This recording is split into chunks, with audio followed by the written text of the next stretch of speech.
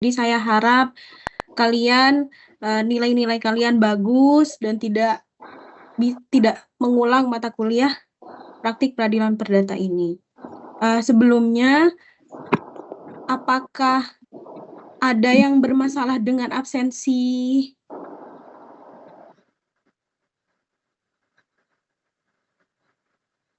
Baru submit itu setelah selesai dari web. Jadi mungkin kalian baru bisa terima setelah selesai, seperti itu. Untuk sekarang saya izin merekam mata kuliah pada web sesi 4 ini ya. Sebelum saya merefresh mata kuliah pada sesi 7 dan ingin membahas sedikit terkait tugas pada sesi 7 terkait membuat video. Jadi ada beberapa yang ngechat saya via e-learning, juga ada beberapa yang ngechat saya dalam WhatsApp juga menanyakan terkait video.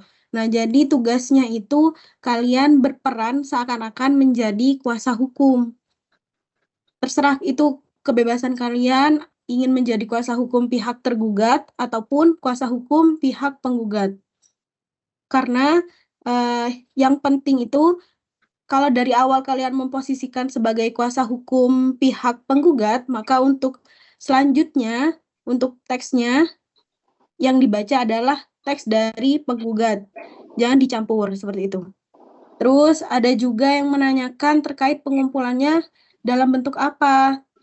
Kalau bisa dalam bentuk video. Karena ada beberapa yang mengirimkan dalam bentuk Word, PDF, tapi tidak bisa dibuka. Tapi juga ada beberapa yang ngirim, tapi bisa dibuka. Mungkin karena tergantung linknya, mungkin karena ada yang disubmit dulu di YouTube, baru linknya dicantumkan. Dan itu bisa dinilai. Jadi saya harap kalian bisa mensubmit ulang bagi yang sudah saya chat, karena ada beberapa yang tidak bisa dibuka, atau yang belum mengumpulkan, mohon segera mengumpulkan, karena batas dari pengumpulan sesi 7 ini sisa 3 hari lagi, kira-kira ya sisa 3 hari lagi, jadi jangan terlalu mepet, karena kalau ingin merevisi ulang, itu kalian masih ada waktu. Tapi kalau kalian submit ketika hari H, ketika hari terakhir, itu kasihan di kaliannya juga, nggak bisa merevisi, terus juga semisal kesalahan submit atau apapun itu nanti kalian nggak bisa merevisi ulang, seperti itu. Jadi saya harap bisa submit sebelum waktu yang ditentukan, waktu terakhir pengumpulan. Terus apa lagi ya teman-teman ya? Kemarin itu banyak juga yang menanyakan terkait soal pada sesi 8. Nah, sebelumnya itu bagian akademik mungkin salah ketik. Jadi soalnya masih tetap sama seperti yang sebelumnya, yaitu bikin surat kesimpulan. Nah, sedangkan pada grup tutor disuruh menginfokan kepada kalian bahwa yang benar itu membuat surat putusan. Jadi bagi yang sudah terlanjur mensubmit surat kesimpulan, saya harap bisa mensubmit ulang bahwa yang benar itu surat putusan, bukan surat kesimpulan, seperti itu. Mungkin ada beberapa yang sudah mengumpulkan dan benar. Sebentar, saya coba share screen ya. Mungkin bisa bagi yang belum mengumpulkan bisa jadi acuan atau patokan.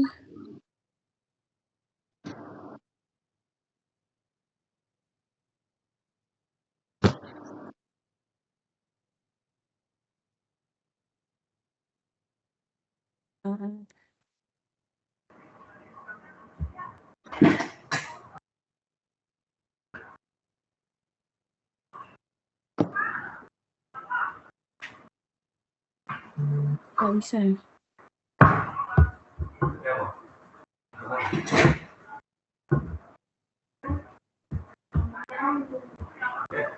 Apakah sudah kelihatan? Sudah, Bu. Ini salah satu contoh dari surat putusan. Mungkin kalian nanti yang belum mengumpulkan bisa menjadi patokan. Jangan lupa pada surat putusan itu bagian awal ada kata demi keadilan bersama ketuhanan yang Maha Esa. Nah, ini biasanya ciri khas dari surat putusan. Nah, terus setelah itu kita cantumkan identitas para pihak, nama penggugat, tergugat, hanya saja ini harusnya semisal menggunakan kuasa hukum, maka disebutkan kuasa hukumnya, terus tergugat juga kalau menggunakan kuasa hukum, disebutkan juga siapa kuasa hukumnya, terus baru setelah itu pertimbangan posisi perkara, masuk ke penjelasan duduk perkara, terus jawab replik dan duplik, pembuktiannya juga, pembuktian dari pihak penggugat dan juga yang diajukan oleh pihak tergugat. Jadi dicantumkan semua, baru setelah itu masuklah pada bagian pertimbangan hukum. Nah, ini pertimbangan hukum, jangan lupa disebutkan pasal-pasal yang mengenai kasus tersebut. Jadi biar argumentasi kalian tidak dianggap hanya asumsi karena ini dibuat oleh majelis hakim, jadi oleh para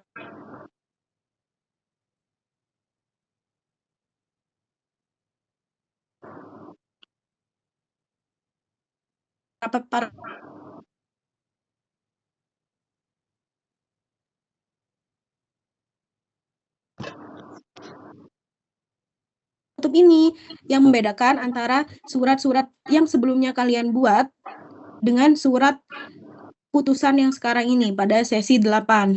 Kalau sebelumnya yang bertanda tangan adalah para advokat atau para kuasa hukum dan para pihak yang bertanda tangan, maka pada tugas sesi 8 ini karena surat putusan, maka yang bertanda tangan adalah majelis hakim. Terdiri dari hakim ketua, hakim anggota, terus juga dengan panitera pengganti. Jadi kalian harus lebih teliti lagi karena ada yang sudah dari atas sampai klausul penutup itu udah benar. Hanya saja ketika bagian tanda tangan yang bertanda tangan kuasa hukum. Nah, ini kan udah beda lagi, bukan surat kesimpulan atau surat jawaban tergugat atau replik duplik. Ini adalah surat putusan, jadi yang bertanda tangan adalah majelis hakim dan juga panitera pengganti, seperti itu. Terus juga mungkin itu bisa jadi gambaran untuk yang belum mengumpulkan, apalagi ya, kemarin itu yang banyak sering salah juga di bagian kesimpulan. Bentar, saya carikan.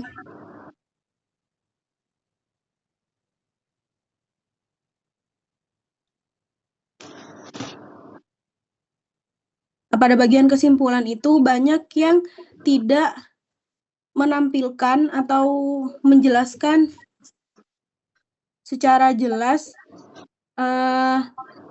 alasan dari kasus sebelumnya. Jadi cuma disebutkan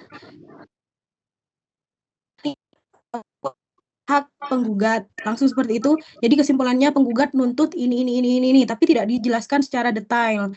Nah, itu juga takutnya majelis hakim juga bingung. Nah, ini kesimpulan apa? Kan hakim menangani kasus bukan hanya satu kasus saja. Jadi kalian harus dijelasin secara detail juga dulu agar bentuk formal atau bentuk profesionalitas kita sebagai kuasa hukum.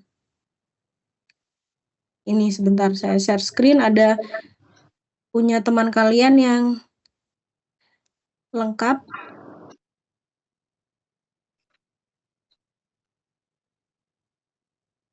Nih, kesimpulan penggugat. Nah, ini disebutkan ada pendahuluan, terus juga ada fakta hukum yang terungkap, dijelaskan juga, dijabarkan.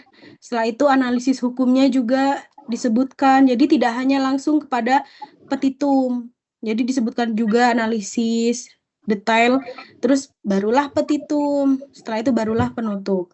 Nah, ini ada beberapa yang langsung. Jadi dari pendahuluan tiba-tiba langsung ke bagian pokok petitum, bagian petitum. Jadi itu kurang lengkap terkait struktur dari penulisan surat kesimpulan di peradilan perdata.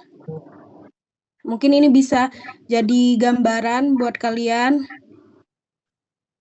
bahwa sebenarnya itu tidak mempengaruhi terhadap hasil putusan pada mata kuliah praktik peradilan perdata. Di kelas lain itu ada yang tanya, Bu, terkait formalitas, terkait profesionalitas, itu tuh sebenarnya mempengaruhi terhadap hakim, penentuan hakim atau tidak? Nah, tidak sebenarnya.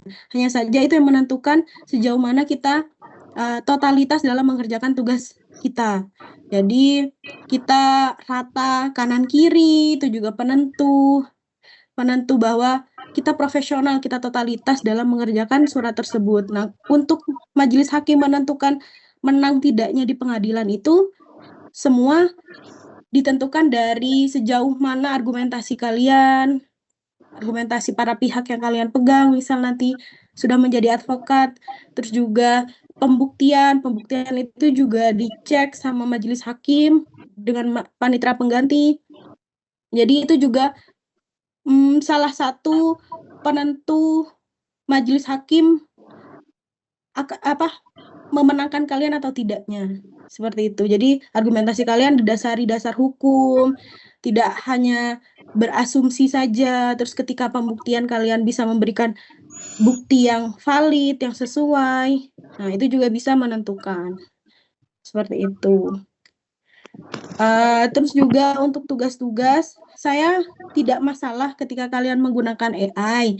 Dan itu mungkin sekarang sudah sangat wajar gitu menggunakan AI. Hanya saja jangan langsung copy paste. Jadi kalian perlu parafrase ulang, terus disesuaikan dengan struktur praktik peradilan perdata, jangan langsung copy paste. Karena kalau copy paste langsung, itu nanti kebaca sama sistem. Jadi saya juga nggak bisa berbuat banyak, jadi karena itu udah kebaca sama sistem, seperti itu. Terus apa lagi ya yang sebelumnya itu menjadi kendala? Ada lagi kah yang ingin ditanyakan? Atau mungkin absensi mungkin pada materi sebelumnya? Karena ada beberapa yang absensinya belum keluar atau bermasalah. Nanti saya bantu hubungi ke bagian akademik. Sebelum telat gitu. Karena dalam 1 minggu kalau udah tidak ada keluhan ke akademik, jadi dianggapnya itu udah fix gitu. Jadi kalian kalau semisal ada masalah, segera hubungi ya, segera chat via e-learning atau via WA. Sejauh itu mata kuliah sesi 7 dan 8 sih. Dan karena setelah ini kalian UAS dari mata kuliah yang lain, makanya saya ambil kelas web di sini lebih awal. Jadi biar untuk selanjutnya kalian bisa lebih fokus kepada UAS mata kuliah yang lain, seperti itu. Terus apalagi ya? Oh, saya ingin memberikan gambaran singkat kepada kalian bagan terkait proses peradilan perdata. Sebentar, saya share screen ya. Karena ini udah sesi 8 pembuatan surat kuasa khusus, sudah membuat surat gugatan, surat jawaban, terus ada replik duplik, surat pembuktian sampai hingga surat kesimpulan. Nah, maka saya kasih gambaran jalannya di praktik peradilan perdata ini. Sebentar, saya ada